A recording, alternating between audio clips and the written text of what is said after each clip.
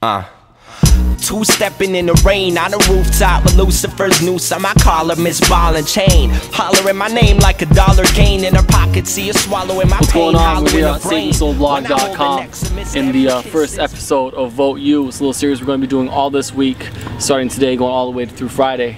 My man here is Element. I want you to do a little introduction of yourself.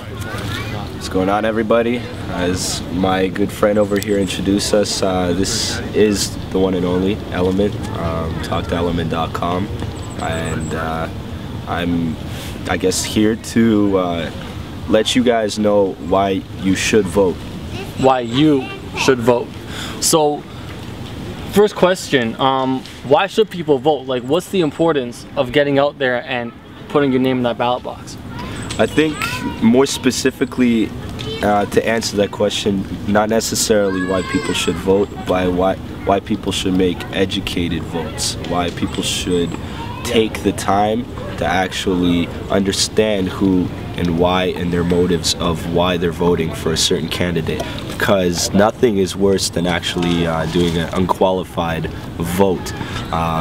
You got to know what you're representing and what the people that you're trying to actually bring into office are representing themselves. So to answer your question, it's not necessarily why you should vote, it's why you should vote with some sort of justice and justification and knowledge behind it. For sure.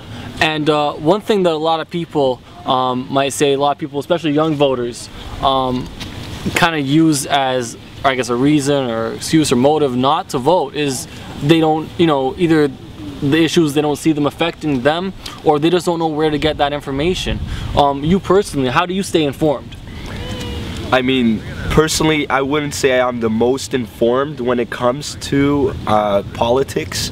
I do obviously keep my ear on what's happening, necessarily through the morning paper when I'm on my way to work, or if I'll switch on a blog and I'll see what peds are saying online. Other than that, I mean, just necessarily through just facilitating conversation with like-minded peers.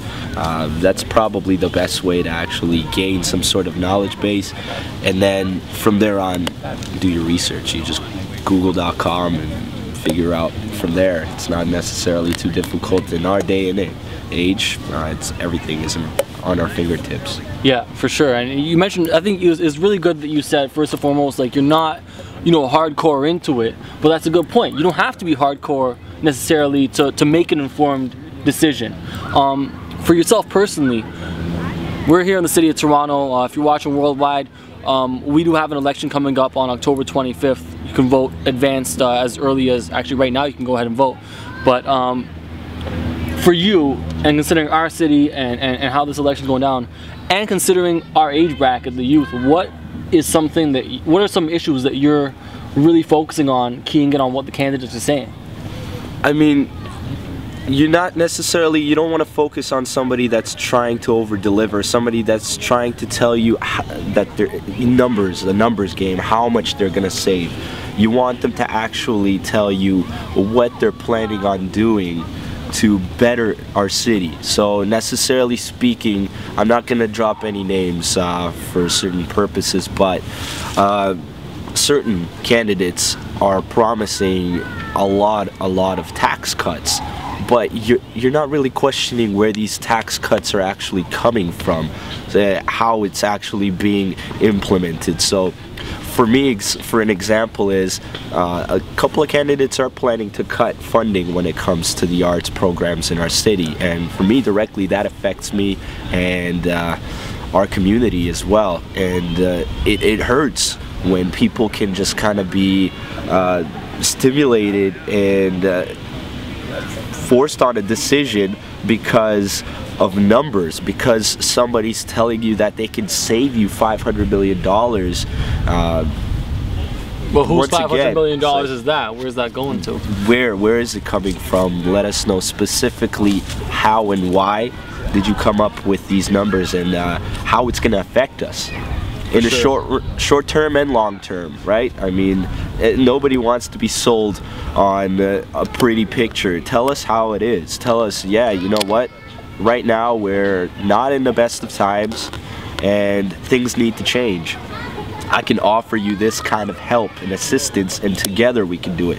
It's not, here I am, I'm your savior, I've ran in office of parliament for 10-15 years and I know what I'm doing because I have 2 bachelor degrees and a master's in information.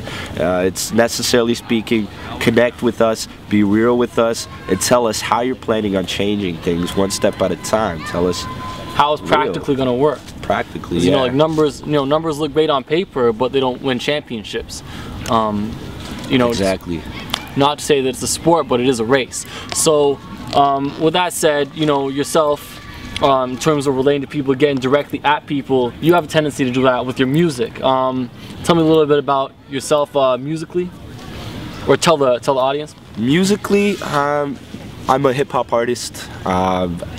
Necessarily speaking, hip hop urban artist, but I'm a producer, MC. I've been writing for about over 10 years right now. Was working with OK Player as for about 1.5 years. I decided to go independent in the past few months, and right now I'm just focusing on doing a free EP coming out in November. Once again, not going to drop any names, but definitely going to be included a lot of people in the Toronto and Canadian scene, just to keep it homebound.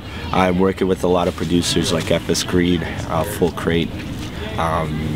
Rich Kid's going to be on the album. We got Lord Quest on the album. So it's a project that I'm looking forward to dropping, just kind of facilitating it. We're planning on having a live show coming out really soon, so probably in the next few months we're going to do a college tour, and then hopefully out in Europe.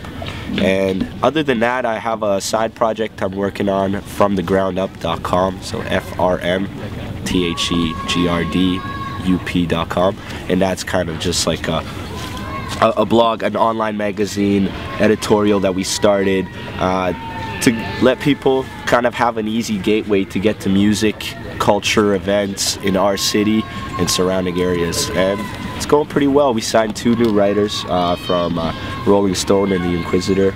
So far so good, you know, knock on wood. But solid, of course, knock on wood.